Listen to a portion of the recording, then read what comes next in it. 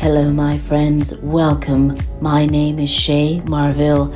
I am an entrepreneur, a business and meditation coach, and a mom. And like you, I'm going through the wildness of this once-in-a-century pandemic that has changed everything. I want this space to be a place where we have conversations about the good things, the hard things, the sad things, and the sorrow, the triumphs, and the resilience. May this moment in our collective history be a catalyst for compassion, inclusion, better thinking, adaptation, and well-being. My friends, let's talk. Hello, my friends. Welcome to Let's Talk. I am so grateful that you're here in the pod today with me. I have the most beautiful pleasure of introducing you today to a friend and very talented artist and teacher, Vince Mancuso. He is a recognized and exhibited artist, a longtime professor at George Brown, the City College, an accomplished brand director, and a published illustrator. His career has been influenced by his Canadian and Sicilian roots, and it has spanned 3 decades. Vince, welcome to Let's Talk. So let's talk. How did you come to terms with becoming an artist in a working class family? Like saying, I want to be a working artist. I'm not going to do this as a hobby. It's not part-time. This is my thing. Yeah, it really happened because of the exposure that I got in my high school art class. It was this very small department that was very progressive, and a number of the people involved there went on to create the Claude Watson School of the Arts, and all of that kind of stuff. They just tapped us into what was going on in the world, the real world, right? And we went to an advertising agent, and I went to design studios, you see, and and I saw people here like they're working on commercials and they're working on designing a chair and designing a building, or creating this new product line, and product design and all that kind of stuff. And there were so many different levels back then because of the working process. Like you had studios that had like 10 top artists, Jay, that could draw like, oh my God, like just sit and watch these incredible people whip off these drawings of things, like the most ordinary things. It didn't matter. Just you wanted to watch them draw because they were so good, Wow. So you realize that, like in our world, anything that gets manufactured somewhere down the line has to go through the hands of an artist, right? There's a design process that's kind of built in. Yeah. So you saw what was possible. Yes. I saw the economics of it, the service industry of it, right? And how essential it was for other people to get things done, Was it hard to tell your parents, or were they very supportive of you becoming an artist? Was it hard for you to share with them that that was what you wanted to do? Yeah. It was mixed. It was hard. That was very frightening prospect to them. They saw it really as the mythology which they had been taught culturally from where they were from, and there was a sort of a kind of a superstition or belief that the artist was this sort of sacrificial kind of martyr to the artist's cause. That starving romantic artist, that's the way they saw it. The Michelangelo component, my son doesn't have a direct line to the Pope, so where is he going to get these gigs that are going to, make babies and provide for a family, that he has to have, right? Right. Yeah, so it was pretty trippy for them.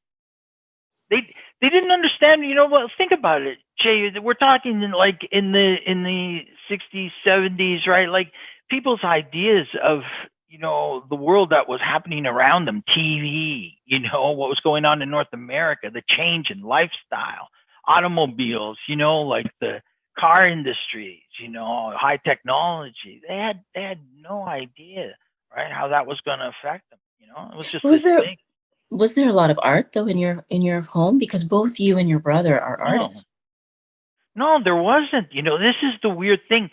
The art part came from obviously our country's a country of birth, right? The Mm, North American experience post-war, right, right?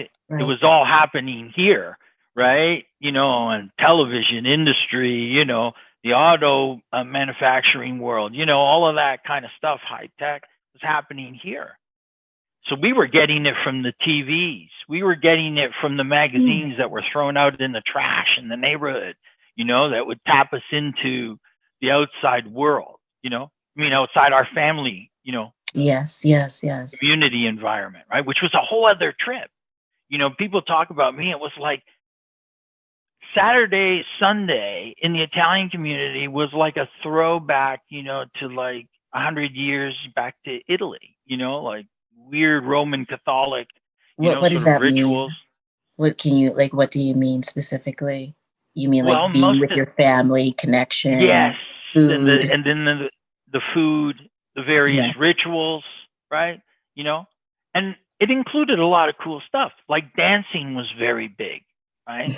There was always a lot of dancing, and that was pretty cool. Like, you're dancing with your cousin, and she's a beautiful woman, and she's dressed to the nines. It's very rich visually. Yes, yes, yes.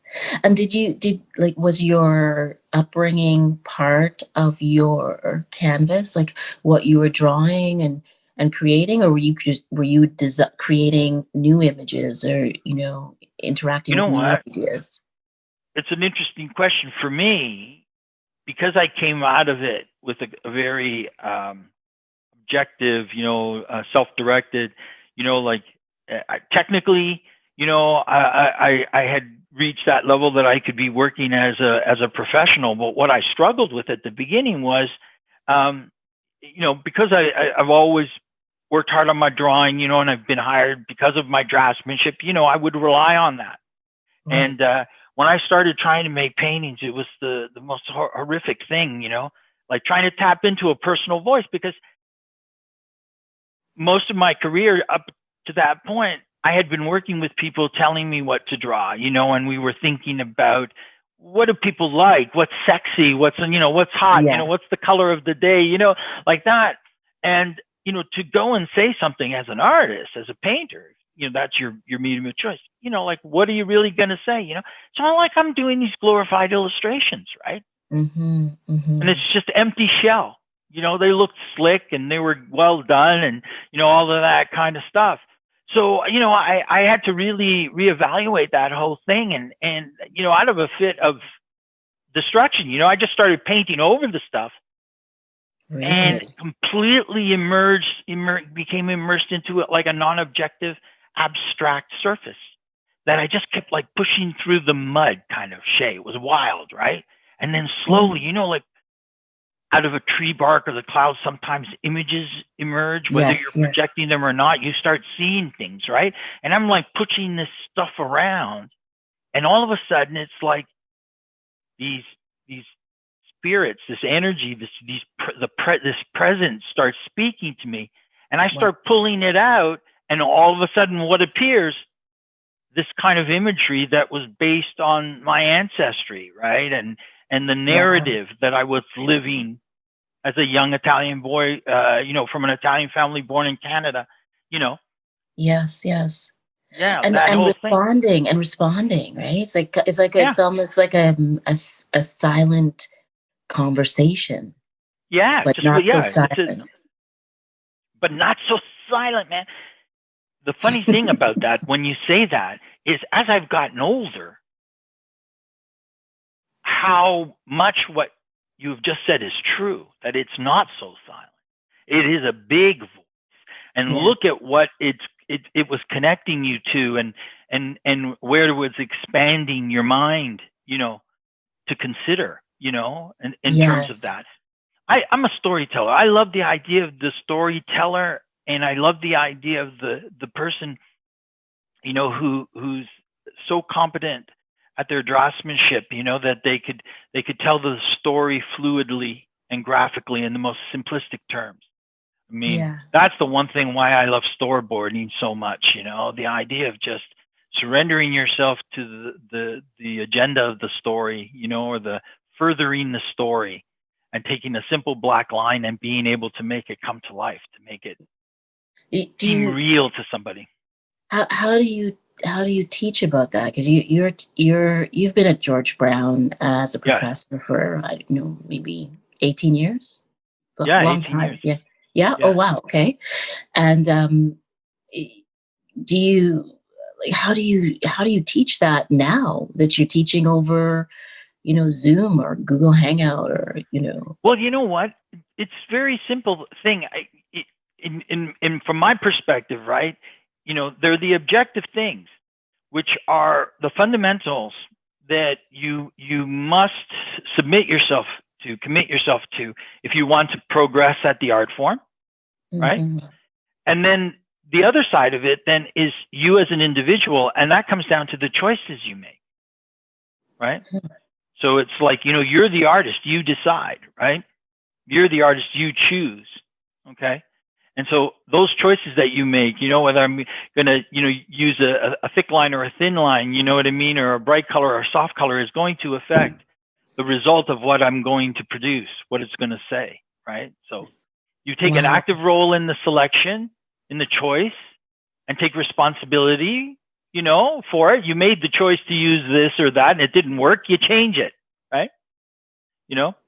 So that always falls on you as an individual. And then for me as a professor, then I focus on the objective, always reminding them when they're, sort of personal decisions, kind of art decisions, the things, aesthetic decisions that they're Yes. making for themselves are influencing their results, so they might have to reevaluate that, Yes. Yes.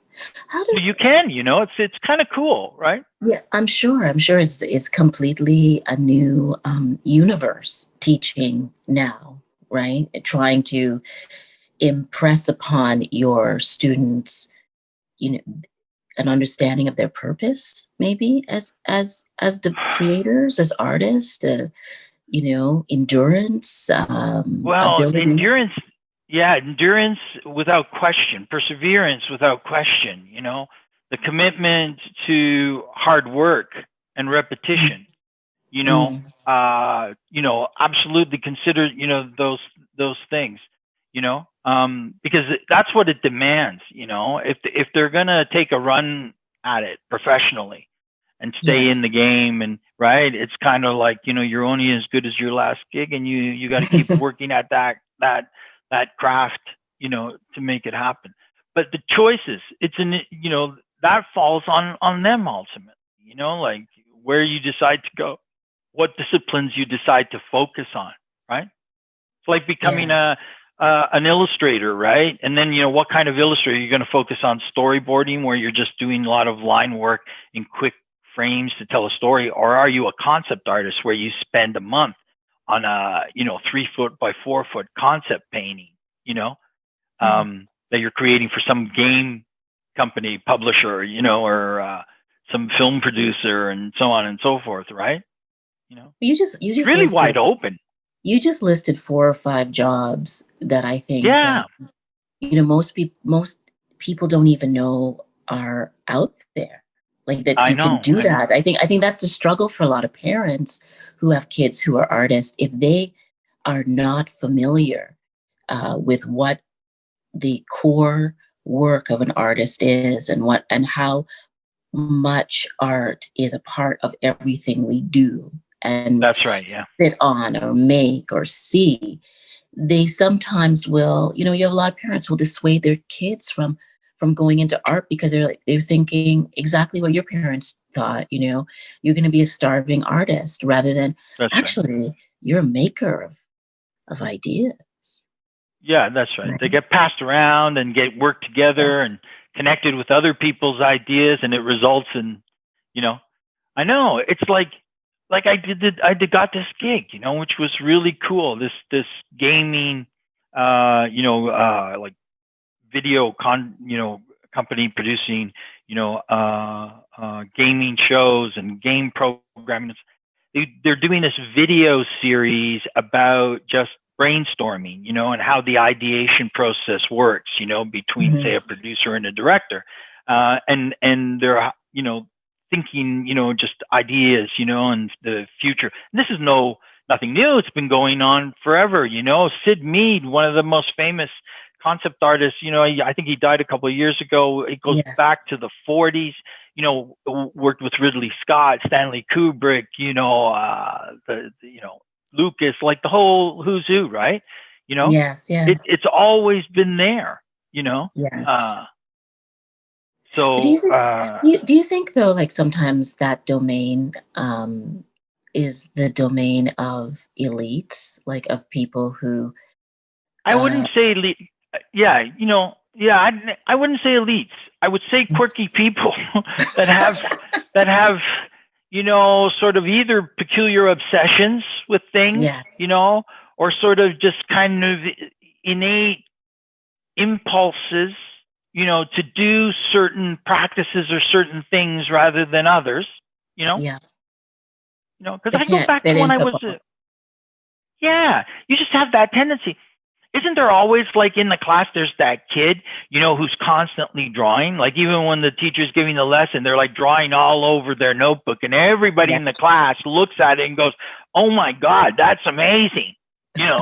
Like, that's crazy good, and it's like, no, there's no doubt, like at 8 years old, there's consensus throughout the class, right? Yes. Like, you see, so there's people who have tendencies to certain, behavioral, things, and off they go, Yeah. So how where do you go from here as a working artist and teacher? Like, what does 2021 look like to you right now?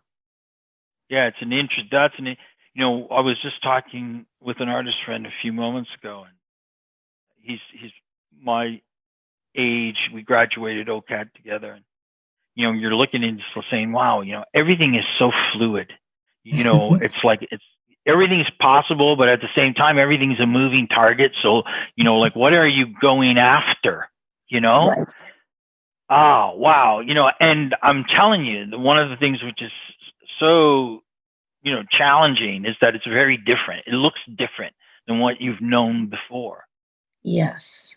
Yeah, that's right. It looks different and it feels different. And some of what we would feel as artists, we can't feel because we're not actually in person with people, and we're not behaving the same way. But then there's all this space to kind of create on your own.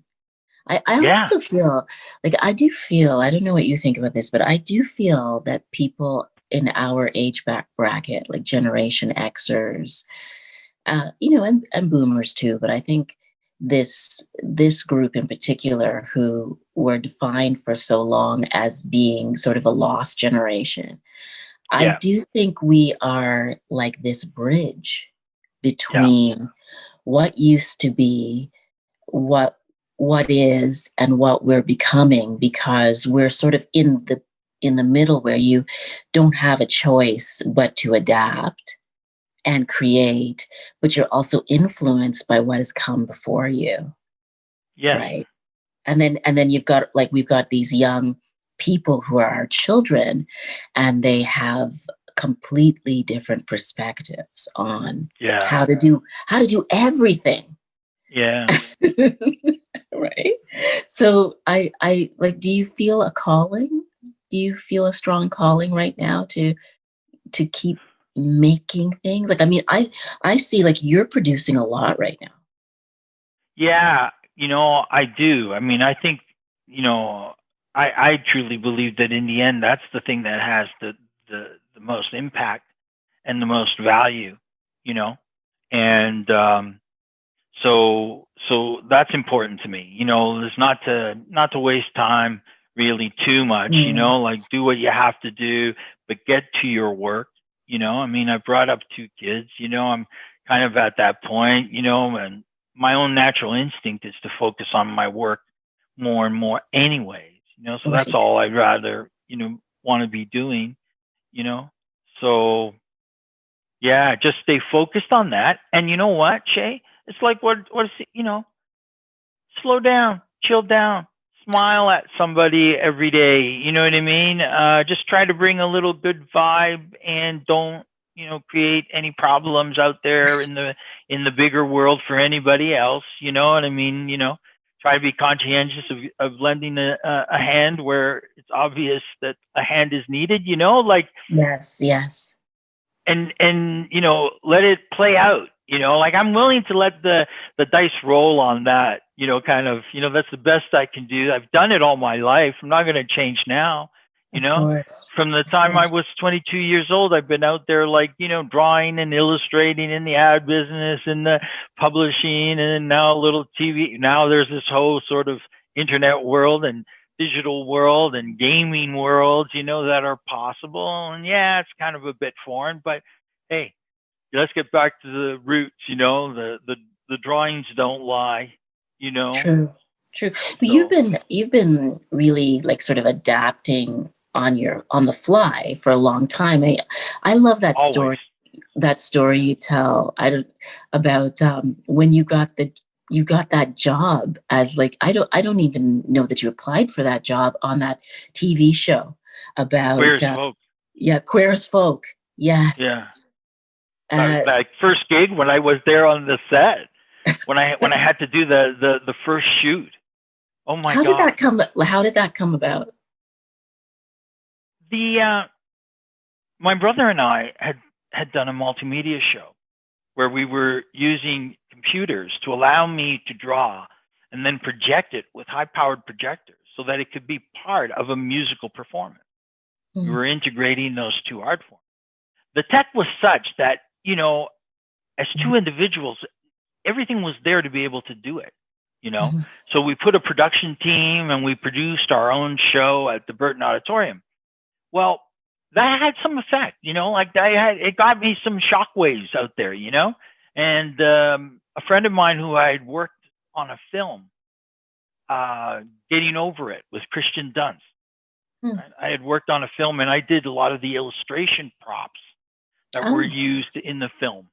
Okay, it was a great gig, right? He yeah. calls me up and he says, "You did this multimedia thing. You were drawing live with computers." And I said, "Yeah." He goes, "The director wants to see you." And I said, "What's going on?" He goes, "We've got in the storyline, in the script, the writers have written in this whole like drawing live with a computer in real time that needs to be filmed, right? And we need somebody who can perform under those kind of conditions, right?" And I said, "Okay, cool. So this guy's on my doorstep. Like, when does this happen? It's so weird, right? Like, here's this director of this TV series, which is a hit, and Yes, he's yeah. coming to my doorstep, like, like that, because he wants to see if this can happen or not, right?" And right Right. there, he makes the decision to hire me. I didn't apply to anything. This guy comes into my studio and sits down. He says, "How does this work?" And I said, "Go ahead, talk. Describe something." And while he was describing it, I was sketching it out in visual shorthand, right? But making it look Mm, realistic and believable, right? As mm. what which is what you do as a storyboard artist, Right. right? Yes, As a yes. visualizer, right? That's what you do. Right. That's the, you know. And he just said, "You want if you want it, you've got the gig." So I said, "Oh, I want it." And I was on the set the next day, going to do my first shoot, right? Not knowing at all what was going to happen. Okay. I'm just, think about it, Shay. It's crazy, right? Like, you're just trying to say, "Oh, is the computer working? Does it turn on? Is the pen connected? Is the software set up?" Like, and like, and plus, this is not my computer. It's a new Mm. computer. I've never seen it before, right? And so I'm spending hours, right? Because I went in early, like getting this all set up and feeling kind of cocky that I Yes, got this yes. under control. When they show up, 40 crew members, the actors, the cameramen, the makeup, everybody's there. And I get dumped into the center of this, right? On the spotlight with the Yeah. co-star, this gorgeous blonde waif of a 17-year-old boy, you know.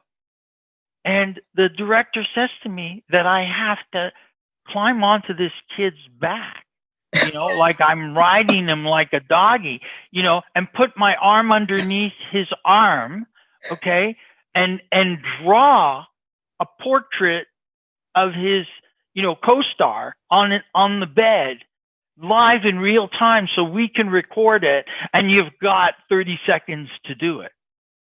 Awkward. Awkward. Like I almost had a heart attack, right? You know, and it was like I was either going to stay conscious and go for it or just black out at that point, right? You know, it was bizarre. Yeah. But you know, I gave it my best shot, and it worked. You know, at least it worked enough because I did the rest of the second season. You know, like all because that was built in, right? This having to draw with this computer, right? Fascinating. And see that, and I think, you know, that's what's so interesting about like right now is it's almost like it's improv, right? Like that was, but you have to be ready, but you're not even certain what you're ready for. You just have to be ready. You've got to be ready. You got to be ready to meet whatever the challenge and the opportunity. Yeah. Yeah. I think the strategic part, I think, you know, is knowing where those situations might occur and getting yourself in a position to be an option or a choice, you know, to be included, you know, whether it's making a film or, you know, you're working on a big major campaign, and, you know, it's that proximity, but you definitely better be ready, right? Because, you know, once that Pandora's box opens, you know, I remember the first gig I ever did professionally was at the Continental Bank, right? In like 1982, 83, right? You know, and I'm going down, and I've been called in by this multinational agency. I'm going up to the 21st floor, Shay. Like I'm on Bay Street, right? I have this little snot-nosed kid from Woodbridge who like went to 4 years at OCAD, you know, and now was knocking on doors to try to get work, right? And they asked me to draw like some sort of English cottage, you know, and I had like an hour and a half to do it. You know, and I had to do 3 variations of this drawing, man. My heart was beating out of my chest. You know, crazy, you know, but it kind of always kind of kept that. You just kind of dealt with that a lot better, right? You know, because there always was that bit of that surprise of what was going to happen. Yes. You know, do you have that same energy? Has your energy changed for adapting? And, you know, I think it has a little bit. Yeah. You know, I think that because I took on so much when I was young because I was trying to figure it out. You know, like I had no guidance, right? I was like self-directed in terms of how I was going to do this. My parents were like, "Wow," you know, you know, yeah, you know, like you're older now, so you've done all that, you know, and you've done your putting yourself on the edge and, you know, crazy stuff like that, and you've checked it out. And you know now what you want to be doing. You know kind of what's left for you that's unsaid that you want to say, right? Right. You know, so I want to focus more on that side of those things. You know, like I think I've worked hard. I've you know, gotten pretty good at what I do. You know, and I just want to buckle down and you know, get to the remaining work, tie up loose ends, and you know. No, you're brilliant. Your work is brilliant. I'm looking. I can't wait to be able to have this show go live and show the actual videos of the recordings. But I can see right now you've got a lot of your art. Like you're in your studio right now, right? Yeah. And right now, like I'm working on this big painting for a private patron, which is kind of cool. It just came out of nowhere, and I'm looking forward. It's very surprising. I'm going to do a take on the Last Supper. Wow, that's ambitious. Yeah, well, that's it, man. That's their request, right? Like that's where they started from. And I said, yeah, I said, that's kind of cool. Let's go. Let's see where this goes. And so I've got to have it done for the end of April.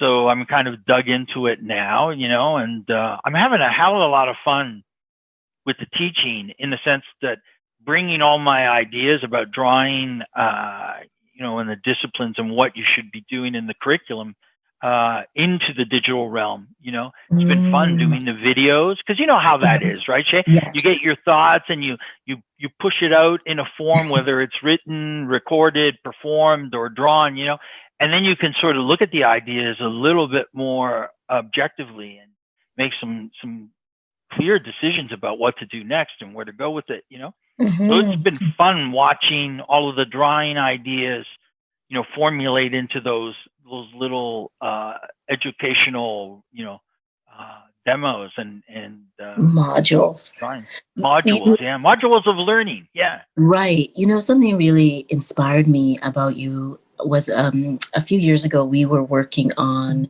the Children's Own Museum inspired by Marshall McLuhan. Yeah. And we did a whole series of events at Harborfront. Yeah. And you were doing, do you remember this? You were doing live drawing. Yeah. I guess it was 10 years ago. It was maybe 12 years ago.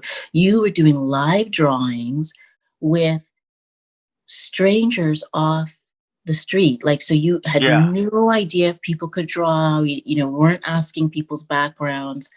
And that was incredible what people were, like, the kids were coming up with, what you were doing with them. It was a blowaway. It was just a blowaway, right? Well, I mean, thanks, to you and your team and everything, with the work that was being done to me. That was such a great day all around, right? Because you had a group on the other side that was led up, right? Was your son who was running it, right? Was building the computers or the robots and stuff. Like, are you kidding me? Yeah. That's just off the hook, right? And then you just brought that whole thing that I had been doing at George Brown with the kids and drawing together. Yeah. Like, your vision for that was perfect, because we went in and basically were allowed to do what we did best, and opened an invitation to have someone sit across from you and draw with you at the same time. And we started off with a circus theme, but it was like, I'm getting the goosies, actually. Me too. Me too. Because, oh God, that worked out. So, like, I was so proud of my kids, first of all, right? The TED kids from the draw team at George Brown that were down there, and Harley, and that's, and see, that was the other piece that was really not just inspiring, but I thought it was such an incredible example of teaching. So you had, you had put out the call to some of your students at George Brown that they could participate. Yeah. They worked for a couple of weeks preparing, like what would the space look like, and how would they present it, and getting all the materials ready and everything. And then you showed them how to interact with the participants that were coming in. And like, we had 5,000 people come through that space. It was huge. It was huge. So it was really, really powerful. So I thought, as a teaching moment as well, to be a student and to see the person you're learning from also teaching others, and showing you how to do it and actually doing it, I thought it was really, it's something that's really remained with me. I'm very grateful, because I think that moment, I think that changed also some of what we were doing with the mobility idea of that traveling museum. Yeah. Great. Such a pure thing to I mean, nothing I love more than sitting down and drawing together with a group of people who are willing to draw. Yes. Yes, and fearless, and fearless, and fearless, right? And if that means, like, you need to set it up and you need to show them, and this is where my hubris gets a bit of me, because my pride in terms of draftsmanship, and really good, solid, traditional draftsmanship, when you do that, for a child, right? With no pretense whatsoever, it's like, come on, man, let's just Yeah. lay down. Yeah. They open up. Yeah. They Yeah. don't Let's just shrink lay away. this They line. open Let's up just and lay this they're line in down. there. They're in there and they're doing their thing. And what a shared experience, like for me, I find those kind of moments so much, so educational for me. I don't know. Mhm. It's like love the fact and honor that, I'm there getting an opportunity to do this with someone. Right.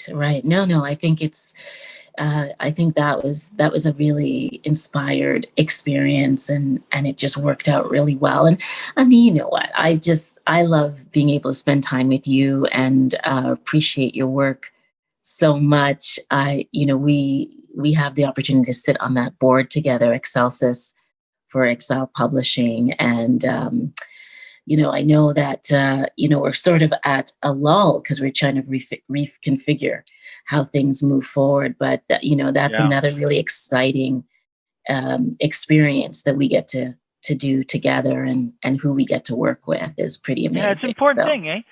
You mentioned that, going back, talking about that vast experience about working in different industries with different people. It's for that reason. Like, we came about connecting through publishing, right? Through yes. Exile and Exile Editions and Exile Quarterly and Barry Callaghan and Michael Callaghan, and that whole, Yeah. And you meet people, and then all of a sudden we had that connection. I mean, ideas have always been very free flowing and inspiring between the two of us, right? We get each other inspired. So, and I find that's when good things happen. I used to play a lot of team sports, Shay. Yes. When things were good, with the team and everybody was like jiving, you'd go out and put in a good game, and nothing's more spectacular than giving it, a good shot, see what you can do. Yeah, and I think, and you're so right. You don't know what you're going to create with somebody just in a conversation. And I do think that, one of the struggles of this moment in the pandemic is that, some of those spontaneous experiences that you would have with people, in person, we can't have them right now. No. I think we have even more value of we understand the value of them more now. Yes, I think so. Yeah. But then you also, it's hard to not be able to have that also. So, I mean, Zoom or Google Hangout or whatever video WebEx. Yeah, the various things. Yeah. I mean, I'm glad that we can do it. Don't get me wrong. I'm glad that we have the technology to do it. But it's not the same as being, in a diner with you, having an omelet and talking for 5 hours. It's and it's a good thing. It's a good thing that you said this just a few moments ago, and I think you're absolutely right. Is because of that, it has kind of been reawakened in terms of what the value of that experience is, or what it gives you, right? Yes. Because I know you're very active and moving, and and of course, look at you. You can see that you work so hard at that. You look fantastic, right? So it's like that's a big part of it, and people have kind of disconnected from that. But I've been going out for walks now more and more. Down into the ravine, and that feeling that you described about being there, and the air and the atmosphere and the physical presence. There's nothing like it, and it's an aspect of reality which is really sublime, Sublime. That's right. And that's you. Sublime. My darling, we have to go. Thank you so much. I would love to have you back on, and we'll do video recording, because I'd love for people to see your work.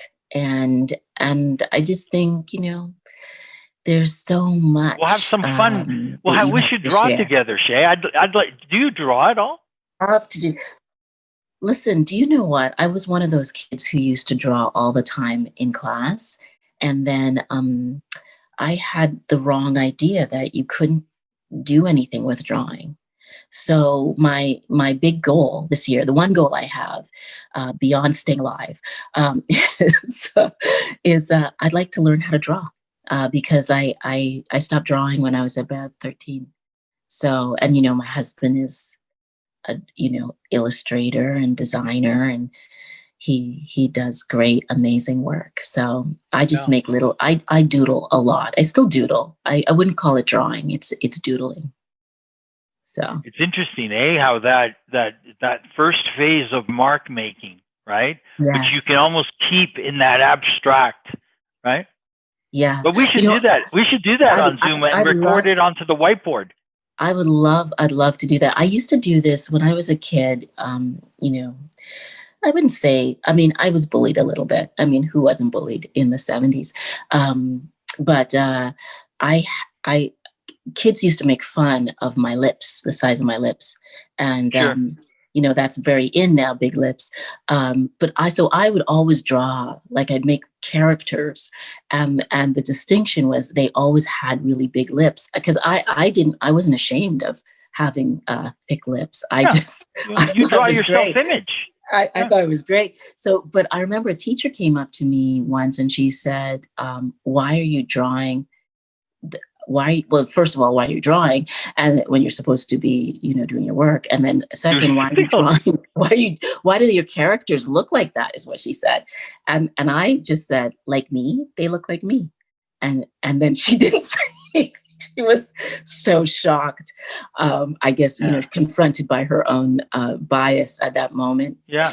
Anyways, yeah. So I would like to spend, if I could spend the next 10 years of my life learning to draw again, I would be a very happy person.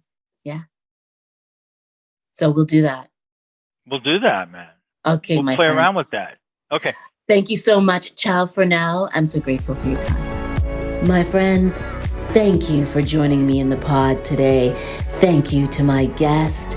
Thank you to all the people around the world listening. Keep subscribing, keep sharing, keep sending your feedback. We are just getting started. And thank you to my amazing team led by Stacey Maynard. Extraordinary. Ciao for now. See you soon. Be well.